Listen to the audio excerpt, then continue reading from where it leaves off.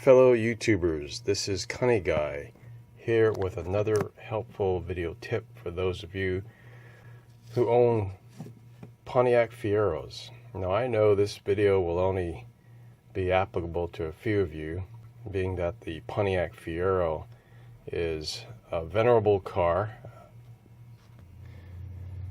The Pontiac Fiero that I own is a 1987 Pontiac Fiero GT, which I purchased in 1992 upon my return from graduate school. And in 1996 the car went through some minor surgery and I shoehorned a Chevy V8 into the engine bay, and then in 1998 I painted the car, or repainted the car I should say. Well, I mothballed the car in 2010 because after driving it around for a while and not having a garage space that I could use to work on the car, I decided to put it into storage. Well, some 8 years later I decided to pull it out of storage and to get it back on the road. I'm making several changes, updating the brakes, changing the brake hoses and so forth. And I'm waiting for some parts to arrive in the mail so that I can complete the repairs and the updates. And I thought to myself, well, I might as well use the time to improve some of the problems that I've been experiencing, or address some of the problems that I've been experiencing with the car. If you own a Fiero, you know that one of the problem areas that Fiero owners experience is slow windows, slow power windows, that is. There are a number of forums and videos out there to show you how to clean the window contact switch, which fouls up over a period of time. But short of that, there are other things that you can do to help speed up the window. You could clean the tracks, degrease the tracks, re-grease the tracks, and so forth. But what I'm about to show you here this morning is another method of increasing the up and down speed of your power windows for your Fiero. Now, there is a gentleman who is well known in the Fiero community who sells this product. I won't mention his name, but I just want to give a shout out to him for coming up with a solution to this problem. He sells a product that's very similar to the one that you see here for a much higher price. And you know, he's got it all laid out. He's got the instructions and the products, and we'll show you how to go ahead and install this device. It's not this particular device, but it's a very similar device at a much higher price. And you know, to his credit, we have at least the knowledge, or the working knowledge, that such a part like this can be utilized to increase or enhance the speed of your power windows. So go ahead and buy that product. He deserves the credit for that, and of course your hard-earned dollars keep his business going. But for those who are cheap Charlies like me, who try to find economical ways to achieve the same goal, we have something like this that we can resort to. I purchased this product from Best Buy for under $10. It's a DEI micro door lock relay module, 451M as it is commonly referred to, and is used in conjunction with car alarms and so forth. And like I said, this product can be purchased for less than $10 at your local Best Buy. I'm going to stop right here, open the package so you can see what we're looking at, and then I'll go over the process of installing this particular product into your Fiero.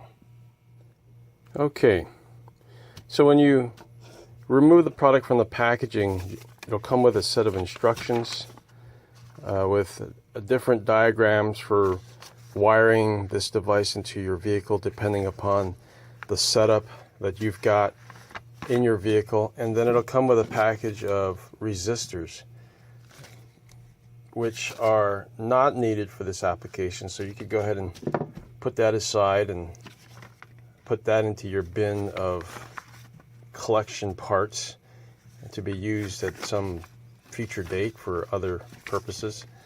And this drawing, if you're a layperson like me, is really confusing. And so if you wanted to resort to this, then looking at the wiring diagram, I would have to say that the diagram that's applicable to the Fiero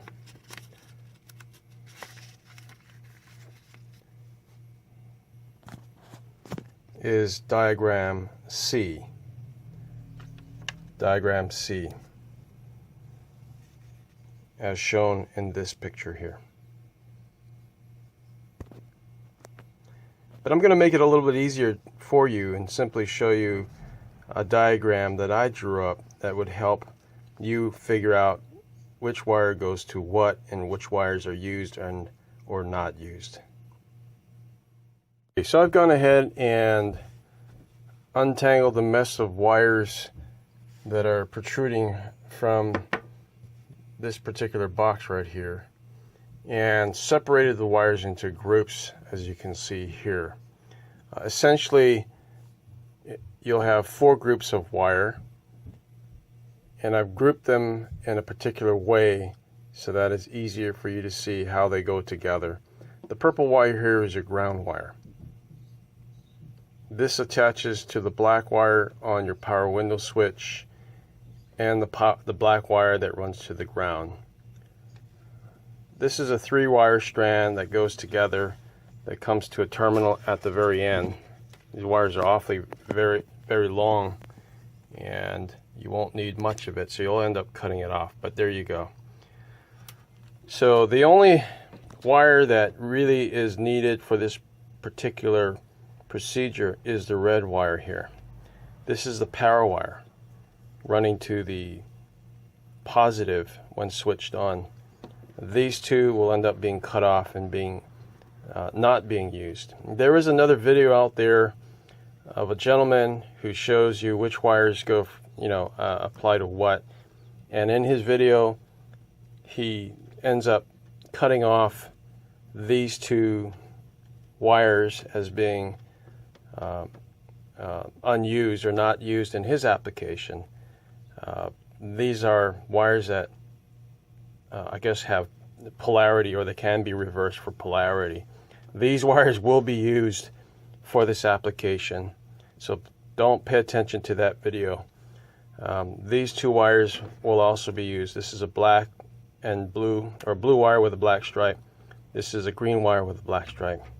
This is a brown wire with a black stripe, and this is a white wire with a black stripe.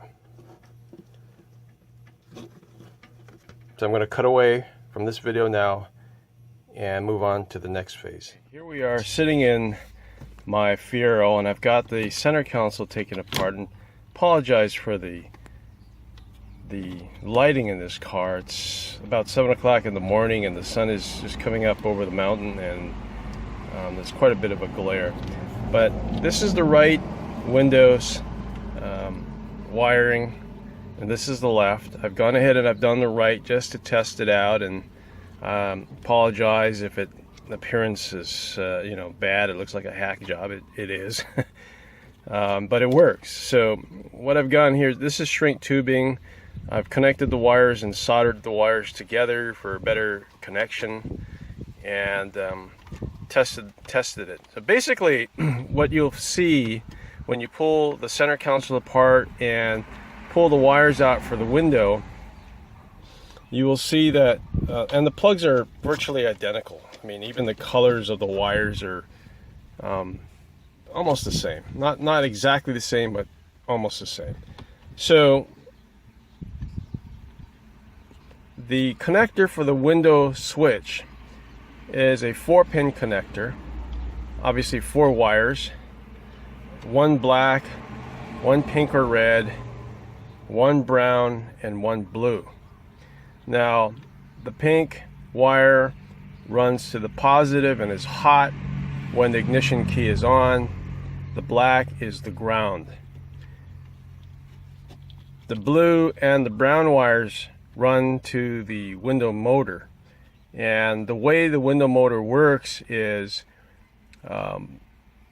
when the switch is depressed in one particular manner or way, for example, if you press it down to pull the window down or to roll the window down, or power the window down, I should say, then power is applied, for example, to the blue, and then the ground becomes the negative, or the brown wire is grounded.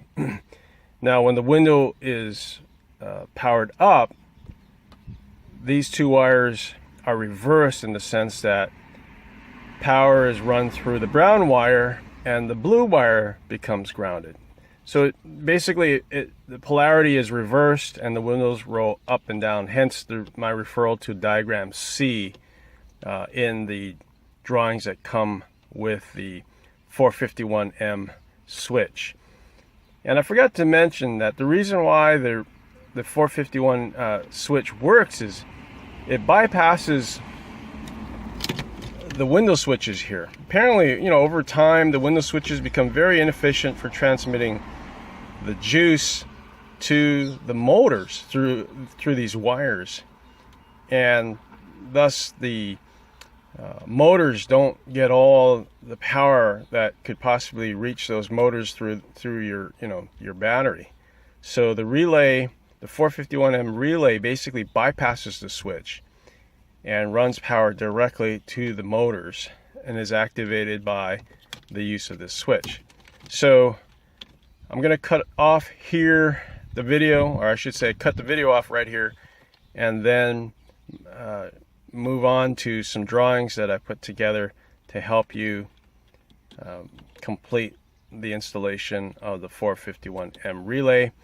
The left window switch is a lot easier to work with. You got a lot more wires because it runs along the right side of the center console and then bends this way. And it's just a matter of detaching the wire from the fastener, unraveling the electrical tape, exposing the wire, and then you've got a much more wire to work with, versus the right side, which is, it just tucks right in there along the right side of the center console and then runs towards the front of the car. A little bit tighter, clearances, less wire, more difficult to work with.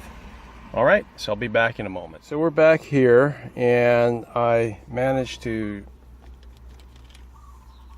detach the 4-wire connector to the window switch on the left side of the car, and I cut the wires and I pulled off the insulation in preparation of soldering the ends of the wires together. And I did the same for the wires that go into the car. And as I mentioned earlier, the black and the red are the positive and the negatives that are switched on when the key to the ignition is turned on. And the red, of course, is the positive, and the black here is the ground. These two wires here, brown and blue, go to the window motors. And what you'll end up doing is taking the 451M switch here and saving, of the 3 stranded wires here, you can go ahead and just cut off these 2 thin wires here, the blue and the green, as they will be I guess unnecessary for this particular application. Alright, so I've gone ahead and I've snipped the wires on the blue and the green on the 3-stranded wire, leaving the red wire, which is the power wire, and the purple wire, which is the ground wire. And these wires are awfully long. You can go ahead and snip them, maybe giving yourself 5 to 6 inches to play with, more or less, depending upon what your level of comfort is. And then, of course, the negative past the fuse link right here. And these 2 wires are going to be connected to the black and red wire, to the switch itself, as well as the black and red wires that run to the fuse box. So it'll be a 3-wire connector that you'll end up working with. So I've gone ahead and removed the insulation off of the ground and the positive, and we'll next shorten the length of these two leads right here.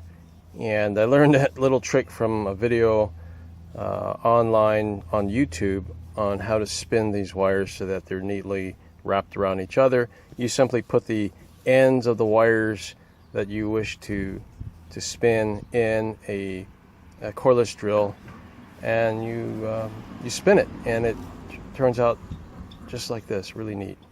So go ahead and shorten these 2 wires and these 2 wires here, and the ends of these wires will be joined to the power switch or the window switch, as well as the wires that run directly to the window motors.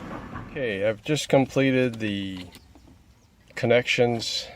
As you can see here, I was able to do a little better job this go around because I had a little bit more wire to play with, and I've tested the connections, and everything seems to be running properly, and it's just a matter of buttoning these things up and putting it back into the car.